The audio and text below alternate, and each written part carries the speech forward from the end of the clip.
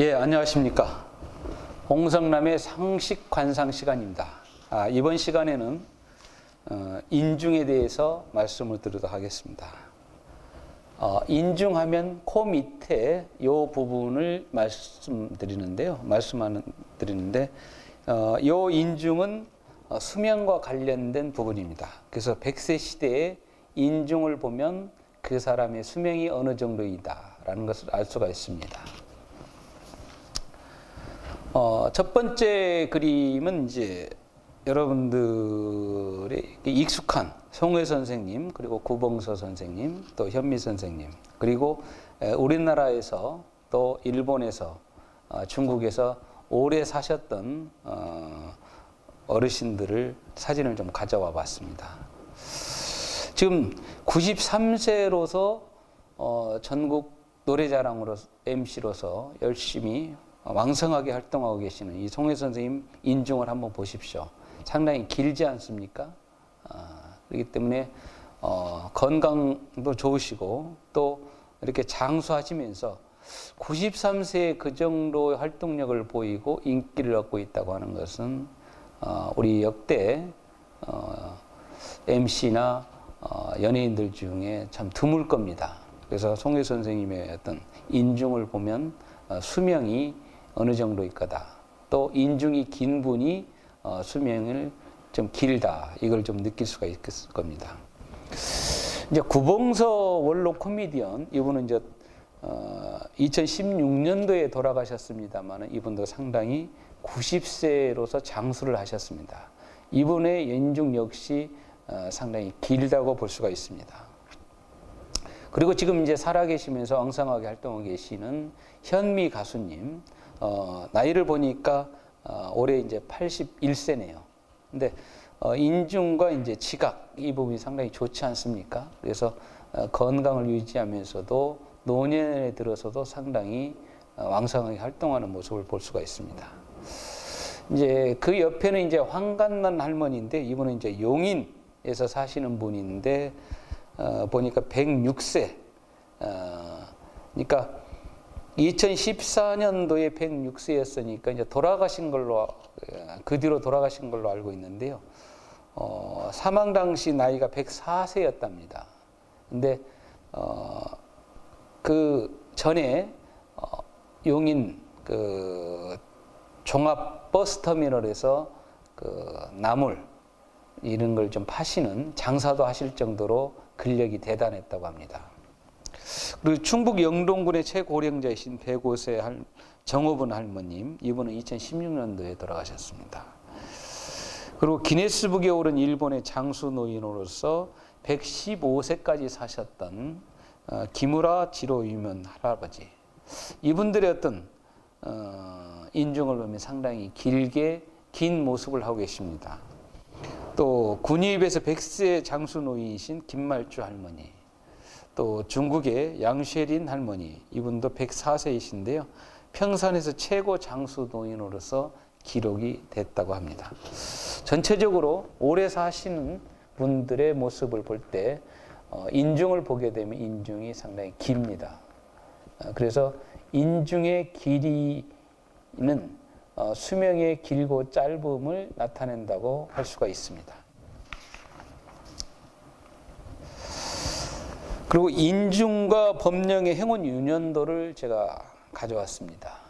이거는 이제 나이별 운세와 인중 부분에 몇 세가 그 기운이 적용되는가 이걸 좀 가져왔고요.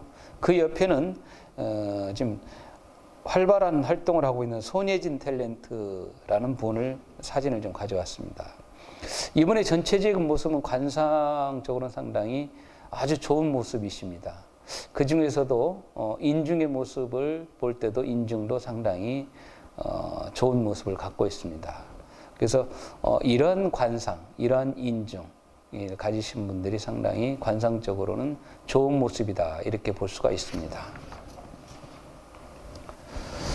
이제 인중에 여러 형태가 있는데 그 형태를 좀 자세히 봐야 볼 수가 있습니다. 왜냐하면은 인중의 부위가 얼굴 면적에서 전체적으로 크지 않기 때문에 그리고 코 밑에 있기 때문에 언뜻 보면은 잘 보이지가 않습니다. 그래서 인중의 형태를 우선 그림상으로 이런 인중이 있다라는 것을 머릿속에 인식하고 실제 이제 사람을 얼굴을 보면서 판단해 보면 내가 전에 이렇게 봤던 또 인식하고 있는 인중이 이분은 이런 모습을 띠고 있구나 이렇게 이렇게 접목해 볼 수가 있을 겁니다. 위는 좁고 아래는 넓은 인중, 이런 인중이 가장 좋은 인중이라고 할 수가 있습니다. 그리고 위는 넓고 아래는 좁은 인중, 그리고 위와 아래 폭이 똑같은 인중, 또 대나무를 쪼개 놓은 듯 네모난 인중, 또 위와 아래 폭이 좁은 인중, 콧수염이 없는 인중, 직문이 난 인중, 또 위와 아래가 휘어진 인중, 검은 사마귀가 있는 인중, 횡문이 난 인중. 횡문이라고 하는 것은 주름이 옆으로 있다는 것이고 직문은 세로로 있다는 것을 말합니다. 직교문이 있는 인중, 직문과 횡문이 이렇게 합해져 있는 인중, 그리고 절룩거리듯 움츠러든 인중. 이런 인중이 사람을 자세히 보면 없지 않아 있습니다. 모든 사람은 이 틀의 인중에서 하나의 형태를 갖고 있다고 볼 수 있습니다. 그래서 인중은 수면 자손궁을 의미합니다. 인중은 사득인 눈과 코, 입의 혈류와 모든 기가 이곳을 통함으로써 수로와 같습니다. 쉽게 말하면 물길이라고 할 수 있습니다. 물길은 물이 통하는 것으로서 흘러서 막히지 않아야 합니다. 얕고 좁으며 깊지 않으며 막혀서 흐르지 않는 것과 같아야 합니다. 따라서 인중 위아래의 코와 입에 통하고 붙어 있는지와 사수가 통하는 여부를 봐서 귀하고 천한 것을 나눠 볼 수가 있습니다.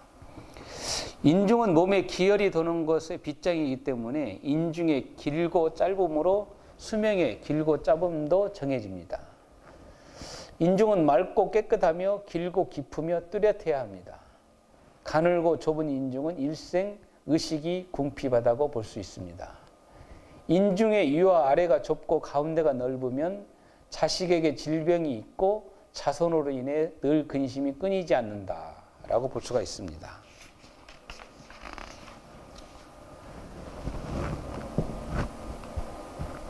인중의 선이 한쪽으로 길고 짧아서 고르지 못하면 수명을 재촉하고 넓고 좁으면 자식이 끊긴다 이렇게 되어 있습니다. 또한 바르지 않고 구불구불한 인중은 재앙과 현극이 있고 대쪽처럼 곧은 인중은 충과 신의 마음이 한결같다 이렇게 되어 있습니다. 너무 넓은 인중은 음란하고 수명이 짧으며 인중이 왼쪽으로 치우치면 생남하고 오른쪽으로 치우치면 생려한다 이렇게 되어 있습니다. 그러니까 우리가 이제 요즘은 병원에 가서 아들, 딸을 구분하지만 예전에는 인중을 보고 아들인지 딸인지 구분할 정도로 이 관상학은 인간의 몸에서 모든 기와 혈과 연결되어 있고 이것이 뱃속의 장기와도 연결되어 있습니다. 그래서 어떤 부위를 보게 되면 이것이 어디로 연결되어 있고 그 연결된 속에서 어떤 결론이 나온다까지 볼 수가 있었던 것입니다. 이거를 어떤 한 사람을 놓고 본다고 하면은 이거는 말할 수 없었을 겁니다. 그렇지만 다수의 표본을 가지고 이렇게 생긴 사람은 이런 결과가 나오는구나. 또 이러한 행동을 하는구나. 이런 것들을 표본을 모아서 통계를 내본 것이기 때문에 통계학이라고 볼 수가 있었던 것입니다. 또한 인중은 대나무를 쪼개놓은 것 같은 모양이면 높은 지위에 오른다 이렇게 되어 있습니다. 오이의 능과 같은 모양이면 늙어 호랍이나 과부로 외롭고 가난하다. 이제 오이의 능이라는 얘기가 나오는데요. 관상 공부를 하다 보면 동물과 또 식물과 또 자연 만물의 모든 형태하고 이렇게 비교적인 설명을 많이 해놨습니다. 그래서 아까 제가 지난 첫 시간에 말씀드렸다시피 직접적으로 표현하지 않고 우회적으로 표현한다고 했던 말처럼 어떤 현상을 설명하는 데 있어서도 이런 어떤 동물의 모습, 식물의 모습, 또 자연 현상의 모습을 가지고 설명을 많이 했습니다. 인중에 검은색이 나타나면 사망의 위험이 있고, 흰색이 나타나면 실물에 손해가 있으며, 푸른 청색이 손톱처럼 나타나면 자녀에게 질병이 생긴다. 이런 이야기입니다. 이 부분은 이제 기색 부분이 약간 언급되어 있는데요. 관상에서 첫 번 부분은 골격입니다. 골격을 본다면은 이제 기색을 봐야 되는데요. 기색이라고 하는 것은 얼굴 부위에, 신체 부위에 나타나는 색깔, 청색, 백색, 흰색, 황색 여러 가지 색이 있습니다. 그 색깔에 따라서 저 사람이 지금 어떤 형태다 이렇게 보는 겁니다. 이게 이제 한의학에서 많이 환자들을 볼 때 적용시키는 부분인데요. 우리가 흔히 말하면 청색이나 검정색, 흑색은 좋지 않은 색으로 이야기를 합니다. 그런데 꼭 1년 사계절을 통해서 흑색과 청색이 다 안 좋냐? 꼭 그렇지만은 않습니다. 왜냐하면 또 봄철에는 생명이 움트는 기이기 때문에, 청의 기운이기 때문에 봄철에 나타나는 청색은 어떤 부위냐에 따라서, 어떤 시간에 나타나냐에 따라서 또 다르게 설명할 수가 있고, 그 의미가 달리 설명되어지고 있습니다. 이 부분에서 보면은 관상이 어느 한 부분을만 가지고 또 어느 한 단편만을 가지고 설명하면은 오류가 생긴다는 것입니다. 그래서 관상은 융합, 조응, 융합하기면서 어떤 부분이 서로가 조응이 잘 되어 있는가를 또 중요하게 보는 것입니다. 바로 이제 이 부분 단계로 넘어가면 관상이 상당히 좀 어려워지는 측면이 있습니다. 그래서 관상 공부는 상당히 오랜 시간, 깊고 넓게 꾸준하게 해야 된다는 겁니다. 어느 한 부분을 한 권의 책을 읽었다고 해서 금방 알 수 있는 것은 결코 아닙니다. 그래서 제가 쓴 관상책을 다른 분들한테 드리게 될 경우에는 이렇게 말씀을 드립니다. 우선 3번 내지 4번 정도는 아무 생각 없이 그냥 읽으세요. 한 그 정도 읽다 보면은 이제 얼굴 부위에 대한 명칭이 하나씩 머릿속에 들어올 겁니다.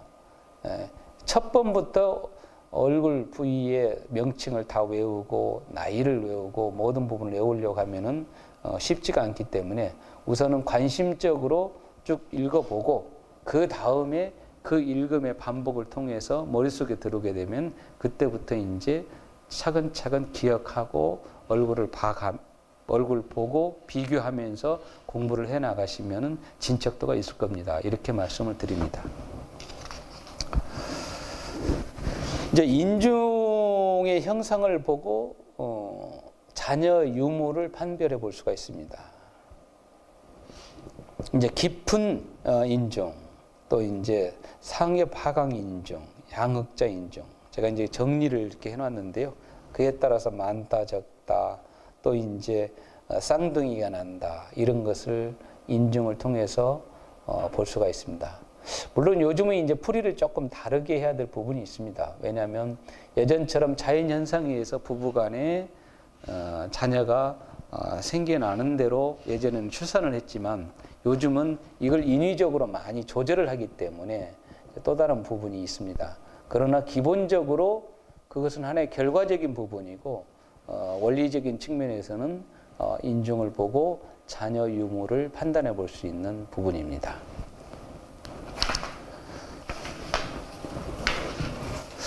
이상으로 인중에 대해서 말씀을 드렸습니다.